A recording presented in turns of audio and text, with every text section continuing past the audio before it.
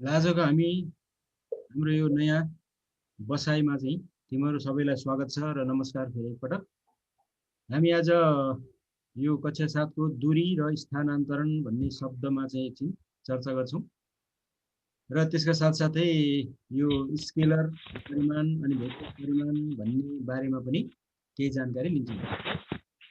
त्यसैले तिमीहरूले चाहिँ विशेष ध्यान दिएर सुन्ने, आफ्नो त्यो अनम्युट गर्ने है, त्यो कसको त्यो ख्यारख्यार आइराखेको छ। कृतिकको चाहिँ नि माइकलाई अनम्युट गर्ने, म्युट गर्ने है, अनम्युट भइराखेलाई म्युट गर्ने। दूरी र स्थानान्तरण भन्ने शब्द यहाँ दुईटा शब्द छ।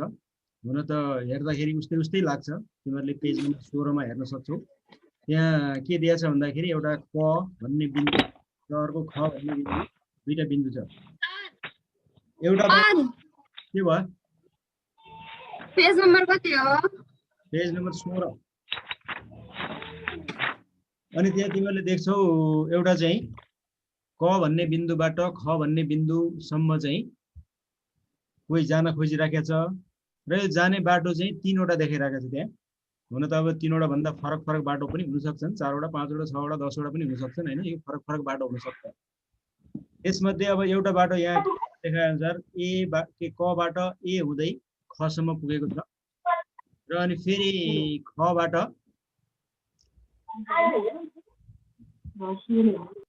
चाहिँ यो कसम्म आउनलाई फेरि अर्को बाटो पनि छ, अथवा कबाटै सी हुँदै पनि खसम्म गएको छ र त्यस्तै अर्को बाटो भनेको कबाट फेरि बी हुँदै खसम्म पुगेको पनि छ। यस्ता यहाँ विभिन्न बाटाहरूबाट हामी ख भन्ने बिन्दुसम्म कबाट पुग्न सक्दा रहेछौँ। हो, यो अर्थमा यसरी हेर्ने हो भने चाहिँ हामीले के देख्छौँ भन्दा कुनै एक ठाउँबाट अर्को ठाउँमा जानको लागि बाटो चाहिँ फरक फरक हुँदो रहेछ। त्यसमध्येको चाहिँ सबैभन्दा छोटो बाटो कबाट खमा जाने चाहिँ यो बीबाट रहेछ भन्ने यहाँनिर देखिन्छ हैन। त्यसैले यो दूरी र स्थानान्तरणलाई परिभाषा गर्नको लागि हामीले यो चित्रबाट प्रष्ट हुनुपर्ने देखिन्छ, जहाँ चाहिँ के भन्छ भन्दाखेरि यो कदेखि खसम्म जाने दूरी चाहिँ फरक फरक छ। जस्तो अब एदेखि कबाट ए हुँदै जाने बाटो अलिकति बी भन्दा लामो छ। त्यस्तै अब सी हुँदै जाने बाटो फेरि ए भन्दा पनि लामो छ र यस्तै अर्को पनि कुनै हामीले बाटो तय गर्ने हो भने त्यो बाटोबाट जान चाहिँ अझै लामो पनि हुन सक्छ। हो, यसरी दूरी भन्ने कुरा चाहिँ फरक फरक हुँदो रहेछ। यो जताबाट पनि हामी दूरी पार गर्दै बीसम्म अथवा खसम्म चाहिँ जान सक्छौँ। तर कदेखि खसम्म जानको लागि सबैभन्दा छोटो बाटो चाहिँ यो कदेखि खसम्म जानको लागि बीबाट बाटो रहेछ। त्यसैले हामी भन्न सक्छौँ कि यहाँनिर दूरी भन्ने कुरा चाहिँ कुनै दुई स्थान बीच जोड्ने जम्मा लम्बाइ रहेछ। यो चाहिँ अब क ए बी क ए ख भन्ने पनि हुन सक्ला, अथवा क बी ख पनि हुन सक्ला, अथवा क सी ख भन्ने पनि हुन सक्ला, अथवा यस्तै यस्तै अन्य धेरै बाटाहरू हुन सक्छन्।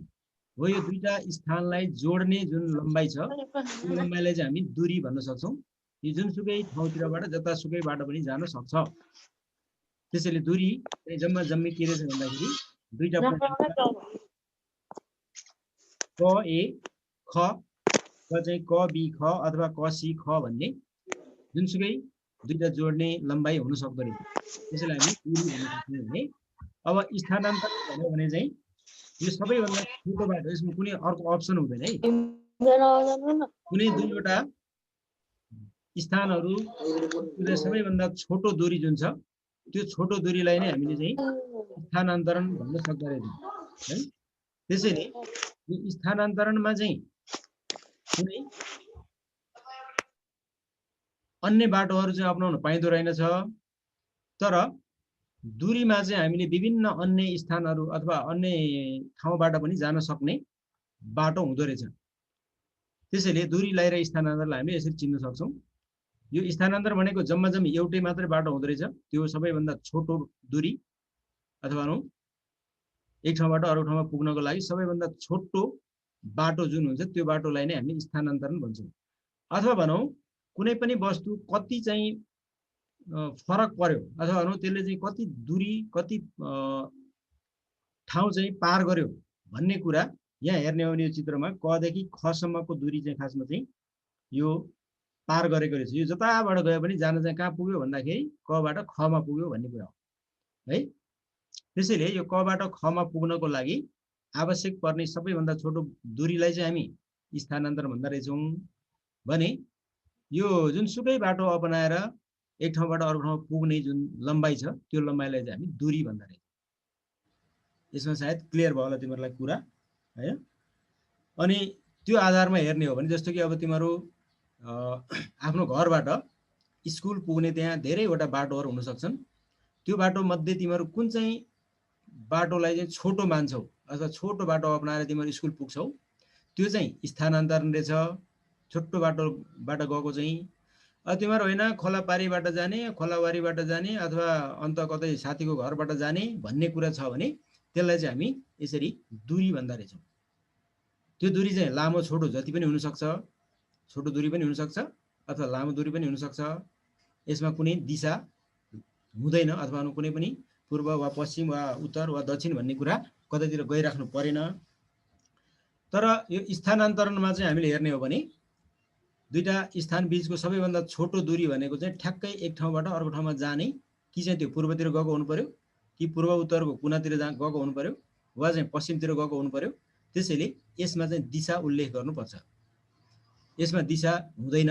जुनसुकै दिशातिरबाट तिमीहरू जता जता घुमेर पनि त्यो ठाउँमा पुगेको हुन सक्छौ। मानौ कुनै मन्दिर पुग्नको लागि हामी एउटा मात्र बाटो नअपनाएर धेरै बाटो अपनाएर जान पनि सक्छौँ भने त्यो चाहिँ दूरी भयो। तर ठ्याक्कै अब सिधा स्ट्रेट बाटो जुन छ त्यो स्ट्रेट बाटोबाट जाने बाटोलाई चाहिँ हामी स्थानान्तरण भन्दो रहेछौँ। भन्नाले एक ठाउँबाट अर्को ठाउँमा पुग्ने कुरा चाहिँ खासमा स्थानान्तरण हो। तर त्यो पुग्ने अब बाटो चाहिँ जुनसुकै अपनाएर जाँदाखेरिको कुरा चाहिँ दूरी हो।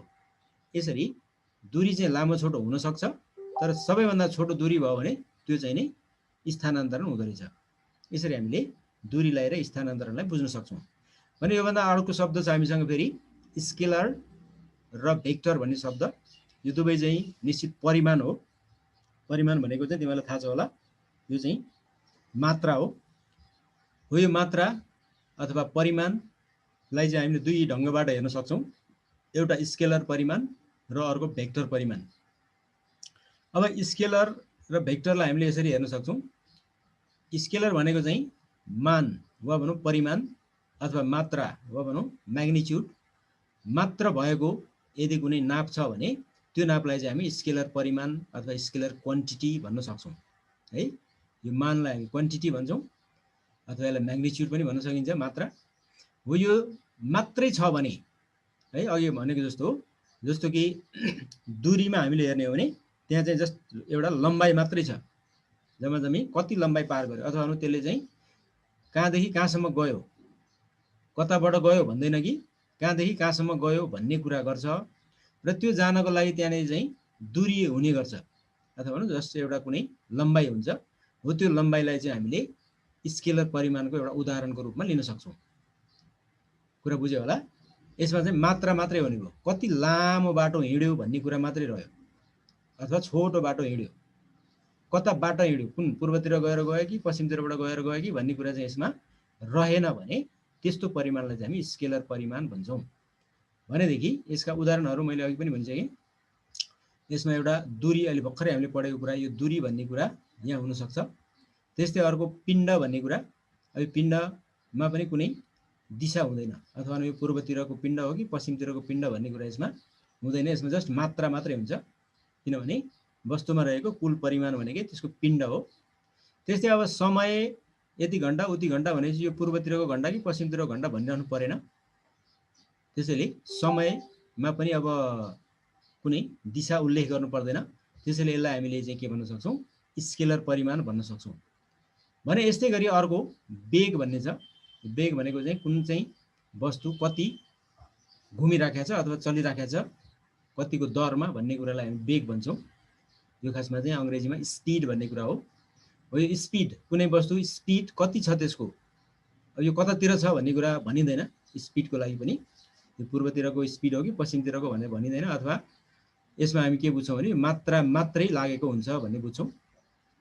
भने अर्को दूरी अहिले भर्खरै भनिहालेँ, यो चाहिँ लामो दूरी कि छोटो दूरी भन्ने कुरा भयो। भने त्यस्तै अर्को छ क्षेत्रफल।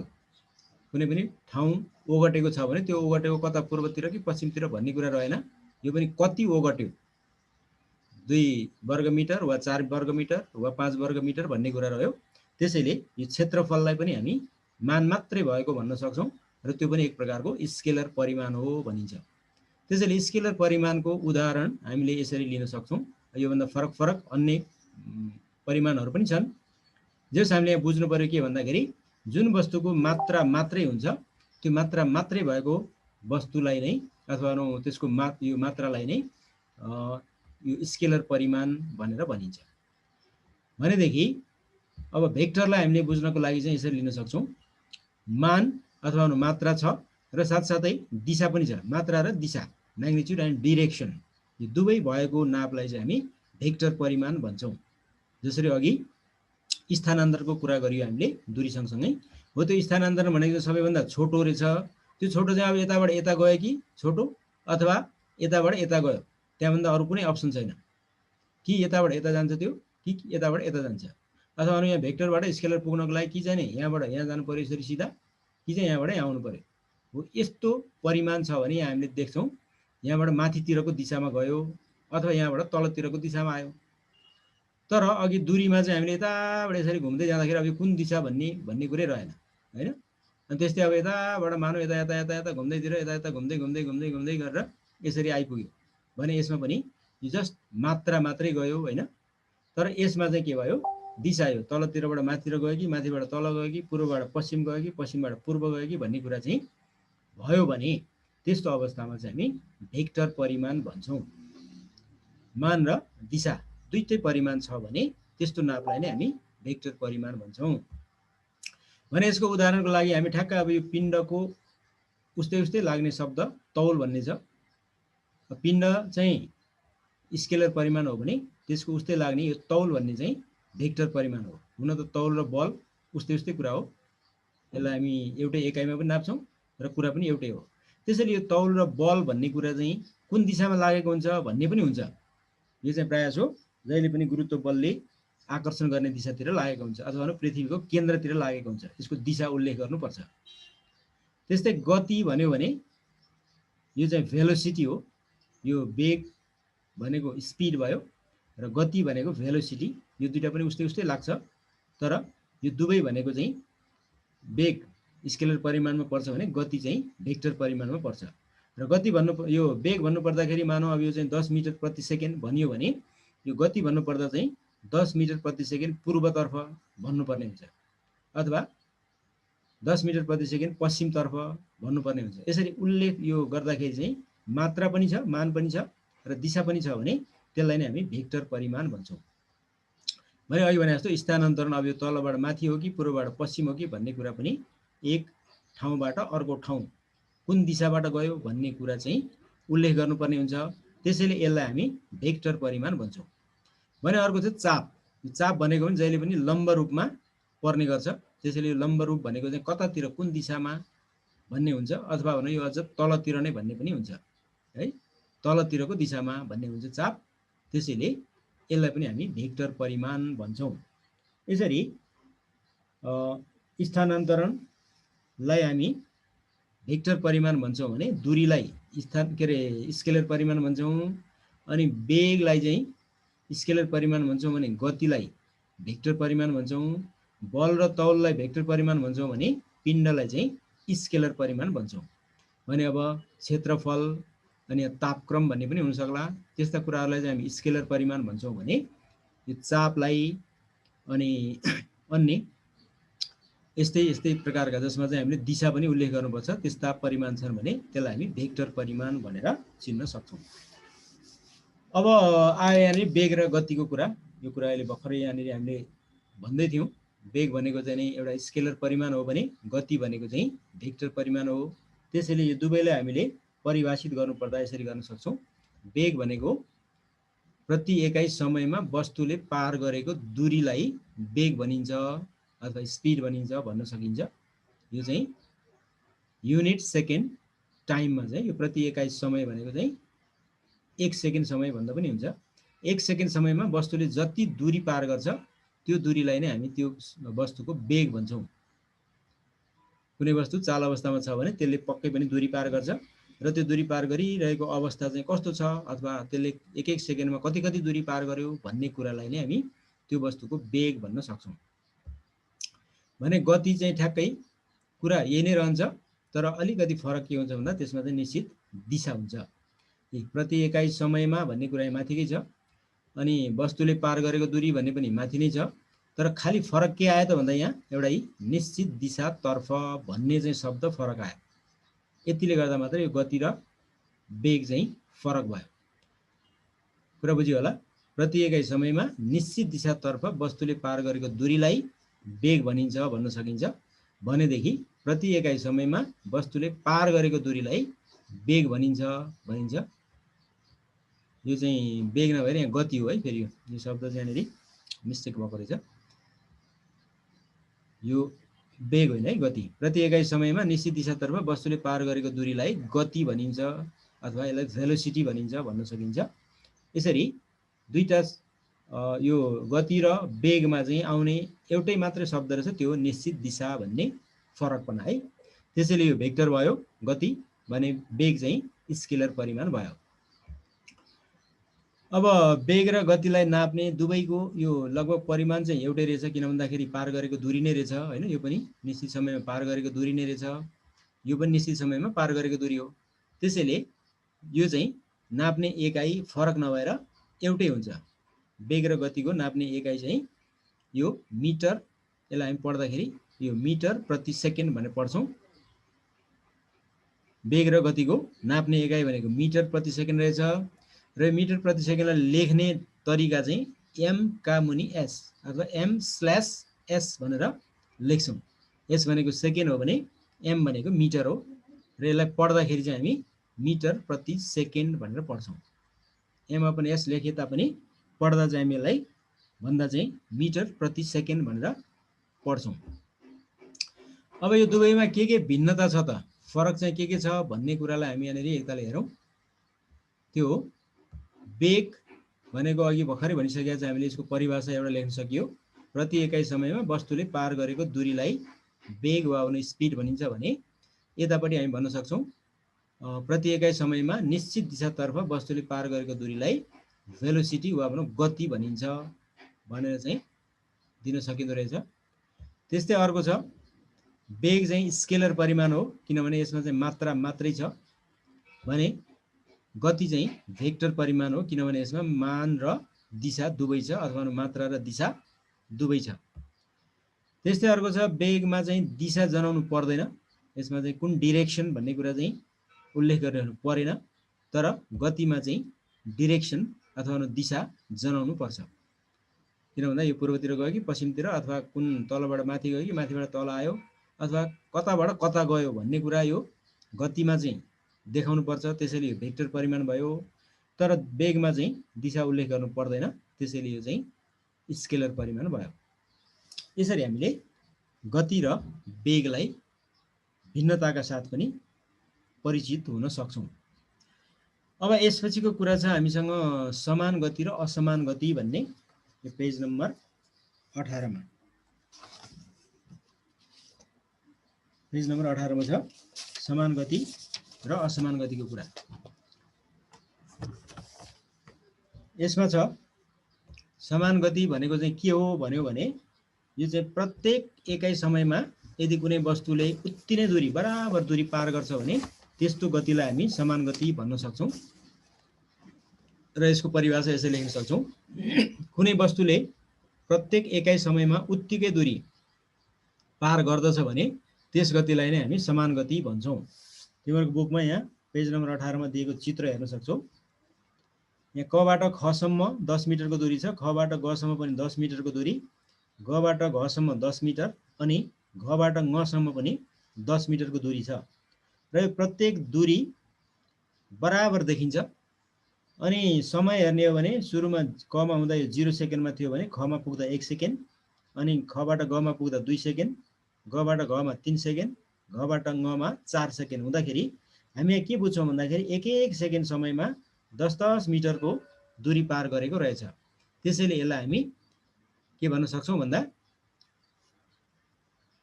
प्रत्येक 21 सेकेन्ड समयमा अथवा 1 सेकेन्ड समयमा चाहिँ उत्तिकै दूरी पार गरेको छ अथवा बराबर दूरी पार गरेको छ। जस्तो कि यहाँ मैले एउटा उदाहरण ल्याइदिएको छ, 25 मिटर प्रति सेकेन्डको गतिको कुरा छ यहाँनिर। अब यो चाहिँ के छ भन्दाखेरि प्रत्येक 1-1 सेकेन्ड समयमा चाहिँ यसले उति नै दूरी पार गरेको छ, अथवा भनौँ 1 सेकेन्ड समयमा चाहिँ यिनीहरूले पार गर्ने दूरी चाहिँ बराबर छ भन्न चाहिँ सकिन्छ। तर असमान गतिमा चाहिँ हामीले के देख्छौँ भन्दाखेरि यो असमान गति भनेको चाहिँ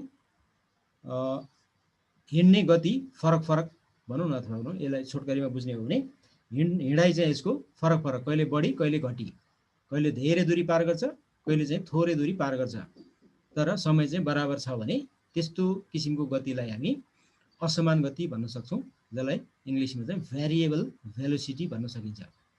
यो समान गतिलाई चाहिँ हामी युनिफर्म भेलोसिटी भन्छौँ भने असमान गतिलाई चाहिँ भेरिएबल भेलोसिटी भन्छौँ। यसले चाहिँ भ्यारी गरिरहन्छ भन्नाले समय त्यही नै हुन्छ, समय चाहिँ उति नै हुन्छ, तर हिँड्ने गति चाहिँ अथवा त्यसले पार गर्ने दूरी चाहिँ फरक फरक हुन्छ।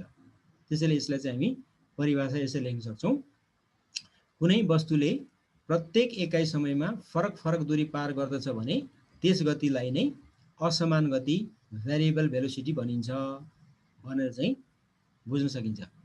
यहाँ अहिले भर्खरै मैले दिएको चित्रमा चाहिँ के थियो भन्दाखेरि यसले 1 सेकेन्ड समयमा 25 मिटर पूर्वतिर पार गर्यो दूरी भने यसले पनि 25 मिनट के अरे मिनटमा 25 सेकेन्डमा के अरे 1 सेकेन्डमा यसले भनौँ यो यसले चाहिँ 1 सेकेन्डमा 25 मिटरको दूरी पार गर्यो भने यसले पनि 1 सेकेन्डमा 25 मिटरकै दूरी पार गर्यो भने यस्तो किसिमको गतिलाई हामी समान गति भन्छौँ र यसले प्रत्येक सेकेन्डमा बराबर दूरी पार गरिरहेको हुन्छ। भने अब यतापट्टि यो फरक फरक दूरी पार गर्ने चित्र तिमीहरूको बुकमा पनि छ, बुकको चित्रलाई एकपटक हेर्ने हो भने हामीले यसरी हेर्न सक्छौँ। यहाँ कबाट खसम्म 10 मिटरको दूरी छ, खबाट गसम्म 15 मिटरको दूरी छ, गबाट घसम्म 8 मिटरको दूरी छ, अनि फेरि घबाट ngसम्म चाहिँ 10 मिटरकै दूरी छ भने यहाँ दूरी फरक फरक देखिन्छ। अब समयलाई हेरौँ न हामी, समय चाहिँ कबाट खमा जान 1 सेकेन्ड छ, अनि खबाट गमा जान फेरि 2 सेकेन्ड छ, गबाट घमा जान 3 सेकेन्ड, अनि घबाट ngमा जान 4 सेकेन्ड हुँदाखेरि यो समय चाहिँ बराबर देखिन्छ है। समय चाहिँ प्रत्येकमा 1-1 सेकेन्ड लाग्दै गएको छ, तर दूरी चाहिँ फरक फरक छ भने यस्तो प्रकारको गतिलाई नै हामी असमान गति भनेर चिन्छौँ। भने यहाँ मैले ल्याएको चित्रमा पनि हेरेँ एकपटक, यसमा A देखि B सम्म जानको लागि यहाँ 10 मिनट लागेको छ र 5 किलोमिटर दूरी पार गरेको छ भन्छ भने यो B देखि C सम्म जानको लागि 10 मिनटै लागेको छ, समय चाहिँ बराबर छ, तर 7 किलोमिटर दूरी पार गरेको छ भने यसरी पार गरेको दूरीलाई चाहिँ हामीले असमान गति भनेर भन्न सक्छौँ। यहाँ चाहिँ 10 किलोमिटर पर मिनट के 10 किलोमिटर पर 10 मिनट भन्ने छ भने यहाँ चाहिँ 7 किलोमिटर पर 10 मिनट्स भन्ने छ। त्यसैले 10 मिनटमा यहाँ चाहिँ यो बिजुलीसम्म जानलाई किलोमिटर पार गरेर देखिन्छ भने 10 मिनटै समयमा एदेखि बीसम्म दूरी पार गरेको देखिन्छ। त्यसैले यो दूरी फरक फरक भयो भने उति नै समयमा यदि फरक फरक दूरी पार गर्छ कुनै वस्तुले भने त्यस्तो दूरीलाई नै हामी असमान के अरे त्यस्तो गतिलाई नै हामी असमान गति भन्न सक्छौँ। कुरा यहाँसम्म बुझिन्छ होला।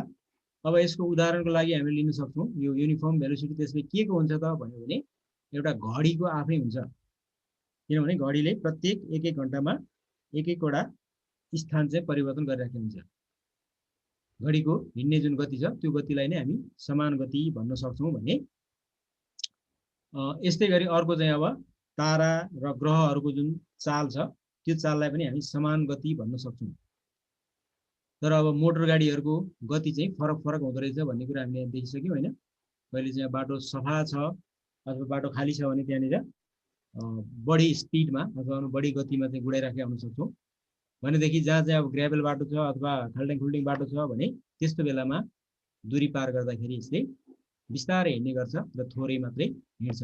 त्यसैले गाडीहरूको दूरी चाहिँ समान भन्न सकिँदैन है। हुन त अब कुनै कुनै मेसिनले चाहिँ समान गतिमा काम गर्न सक्ला, जस्तो कि अब कुनै कपडा उत्पादन गर्ने मेसिनको चलाइ चाहिँ अब 1 घन्टामा उसले जति मिटरको कपडा उत्पादन गर्नुपर्ने हो त्यति नै मिटरको कपडा उत्पादन गर्छ होला, त्यस्तो गतिलाई समान गति भन्न सकिएला हैन। तर प्राय मेसिनहरूको चाहिँ गति असमान नै हुन्छ र मान्छेको हिँडाइको गति पनि असमान हुन्छ, अनि चराहरूको उडाइको गति पनि असमान हुन्छ। जति पनि अन्य वस्तुहरूको चाल छ त्यसलाई हामी असमान गति भन्न सक्छौँ भने जति पनि अब यो ग्रहहरू, ताराहरू, आकाशीय पिण्डहरू छन् तिनीहरूको चाललाई हामी समान चाल भन्न सक्छौँ। र साथसाथै अब